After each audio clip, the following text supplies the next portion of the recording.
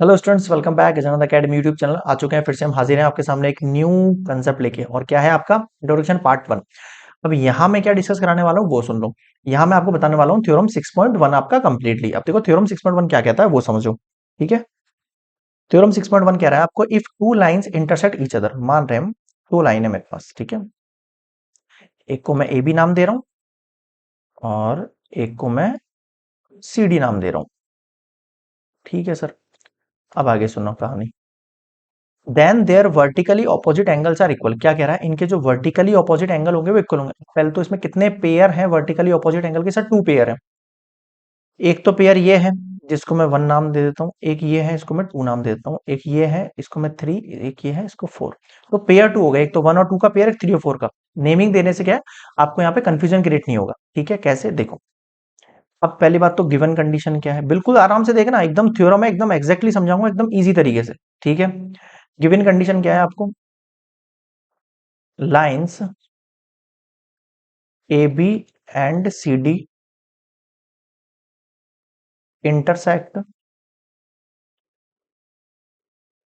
Each other. ठीक है sir, ये बात एक समझ में आ गई। वर्टिकली पेयर है आपके पास, ठीक है। अब मेरी बात सुनो भाई, अब मैं एक मिनट दूसरे कलर से समझाता हूँ यार आपको। ठीक है, इधर देखो, ये एक लाइन है। हाँ सर, एक लाइन है। मैंने क्या बताया था, जो भी एक स्ट्रेट लाइन होती है उस पर बनने वाला एक रेस है, इसको मैं बीच वाला एंगल को मैं ओ नाम दे रहा हूँ ना। जब भी एक स्ट्रेट लाइन होती है, स्ट्रेट लाइन पर जो दोनों एंगल बनते हैं मेरे पास, वो एडजेसेंट एंगल, एडजेसेंट एंगल कौन है, थ्री और टू, इन दोनों का सम कितना होता है सर, 180 होता है। लगाओ भाई साहब, तिगड़मबाजी लगाओ, फटाफट लगाओ। On straight line, on straight line CD, angle 3 and angle 2 are adjacent angle. समझाने के लिए लिख रहा हूं मैं आपको इसी, है ना। आपको एग्जाम में चाहो तो स्किप कर सकते हो इन लाइंस को। भाई आपको दिख रहा है एक CD एक स्ट्रेट लाइन है, तो थ्री और टू आपका एडजेसेंट एंगल है क्या? हाँ सर है। और हमने अब कुछ की चीज समझाई थी, अगर एडजेसेंट एंगल्स हैं, एडजेसेंट एंगल्स का जो सम होता है वो कितना होता है, 180 डिग्री होता है। आ जाओ भाई आ जाओ, कितना हो गया, 180 डिग्री हो गया। इसका रीजन क्या है, लीनियर पेयर ऑफ एंगल्स। ये बहुत इंपॉर्टेंट चीज है ब्रैकेट में जो आपको लिखनी है, बिल्कुल आराम से समझना।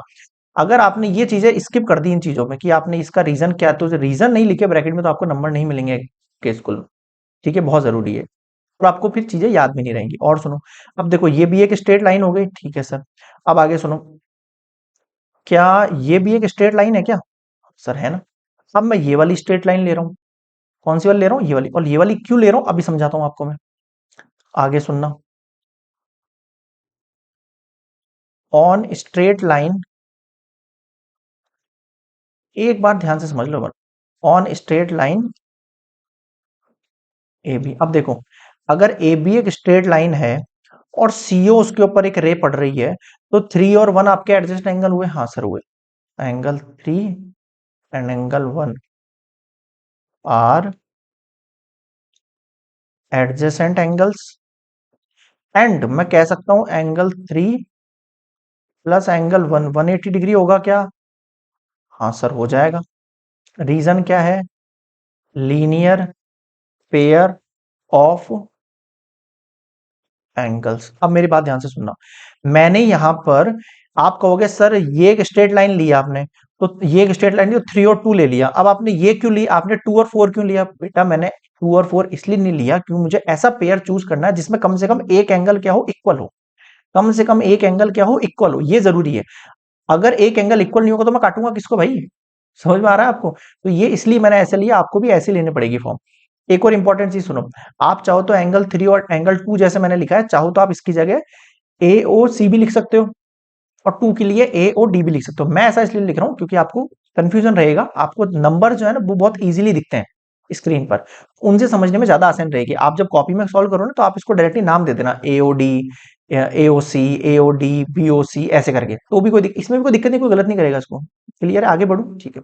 अब मेरी बात सुनो, एंगल वन वो sorry equation one equation to दोनों 180 डिग्री के इक्वल है? हाँ सर इक्वल है। तो क्या ये दोनों इक्वेशन इक्वल हो जाएगी कि? हाँ सर हो जाएगी। आगे बढ़ू, अब देखो नेक्स्ट स्लाइड पे चल रहा हूं मैं यहाँ पे। अब देखना आप, equation one equation two equal है? हाँ सर इक्वल है। तो from equation one and two, क्या कह रहा हूं मैं, फ्रॉम इक्वेशन 1 और 2। भाई पहली और दूसरी इक्वेशन से आप क्या कह सकते हो, ये भी 180 के इक्वल है, ये भी 180 के इक्वल है, तो ये दोनों आपस में इक्वल हो गए। हाँ सर, पॉस्टुलेट्स पढ़े थे ना आपने, हाँ तो एग्जाम पॉस्टुलेट यहाँ काम आना है आपके पास, ठीक है। तो मैं कह सकता हूँ एंगल 3 प्लस एंगल 2 और एंगल 3 प्लस एंगल 1, ये दोनों कैंसिल आउट हो गया। हाँ sir, angle 2 equals to angle 1 हो गया क्या, ये देखो प्रूफ कर लिया आपने। आपके पास ये गिवन कंडीशन थी और आपको वर्टिकली ऑपोजिट एंगल इक्वल करने थे ना, वर्टिकली ऑपोजिट हो गए 1 और 2 इक्वल, हाँ सर हो गए। Second similarly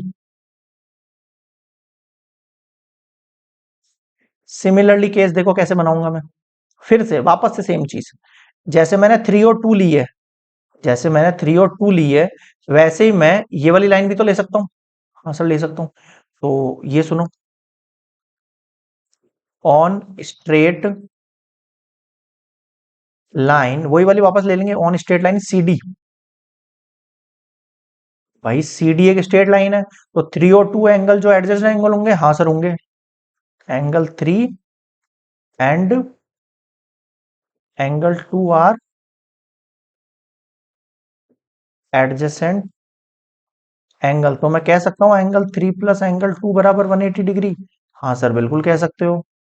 third equation, reason क्या है इसका लिख दो, लीनियर पेयर ऑफ एंगल्स। अब आगे सुनो कहानी, 3 और 2, अब आपको ऐसा पेयर चुनना है, इसमें 3 या 2 में से कोई एक नंबर। अब देखो 3 तो लेना नहीं, क्योंकि 3 मैं पहले कट कर चुका हूँ, अब मुझे 2 की चिंता है।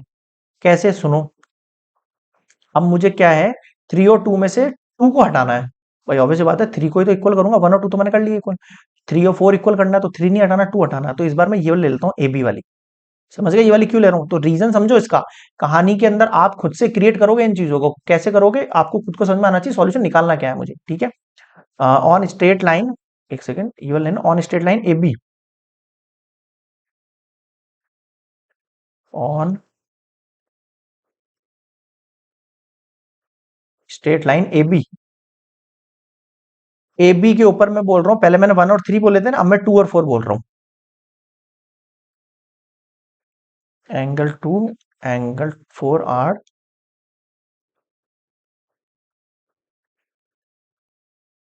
एडजेसेंट एंगल, और मैं कह सकता हूँ एंगल 2 प्लस एंगल 4 बराबर 180 डिग्री है क्या। हाँ सर है। ये इक्वेशन 4 है, इसका रीजन क्या है मेरे पास, लीनियर पेयर ऑफ एंगल्स भी लिख सकते हो, डायरेक्टली आप एग्जाम्स पे लिख सकते हो, कोई फर्क नहीं पड़ता। क्या करें सर, अब मैं यही कर देता हूँ सॉल्यूशन, एंगल 3 एंड एंगल 4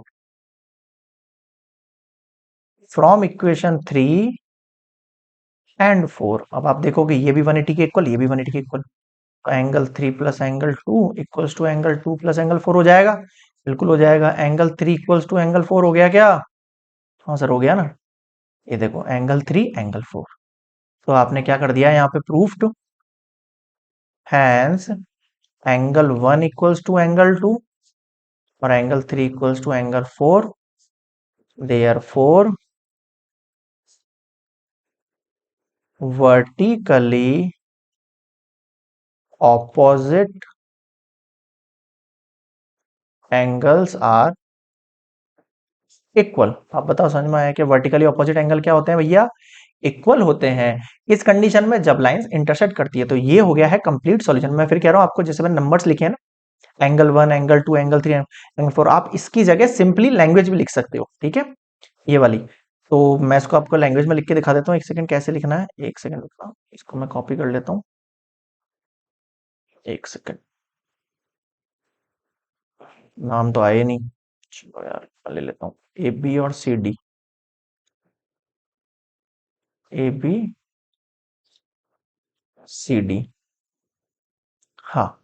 तो क्या था हमारा, तो हम इसको कैसे लिखेंगे, angle c o b equals to angle a o d, ऐसे लिखेंगे इसको, सीओ बी और क्या लिखा मैंने, एओ डी, ये वाला।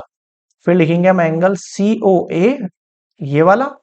आप चाहो तो उसको ए ओ सी भी लिख सकते हो, एंगल कोई फर्क नहीं पड़ता, सी ओ ए लिखो, ए ओ सी लिखो, एक ही बात है। इक्वल इसके वाला, बी ओ डी लिखो, डी ओ बी लिखो, एक ही बात है। ये हो गए आपके वर्टिकली ऑपोजिट एंगल। अब मुझे बताओ यहां तक क्या नहीं आया, क्लियर हो गया। ये है आपकी थ्योरम 6.1।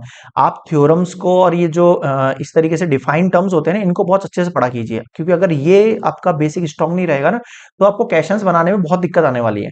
तो आप ये समझो, ये क्वेश्चंस बहुत हार्ड नहीं होते हैं, मतलब ये इस टाइप के जो चैप्टर्स हैं, आपके लाइंस एंड एंगल्स हैं, आपके पास पैरेललोग्राम्स वाले चैप्टर्स है, क्वाड्रिलेटर्स, तो ये बहुत ईजी होते हैं। बस आपको इनकी थ्योरम्स याद होनी चाहिए किस किस जगह, फिर आपको जो है डायग्राम्स होते हैं आपके, जो है उनको इलेबोरेट करना आना चाहिए, किसको किस करके खोल के हम देख सकते हैं उसके अंदर से।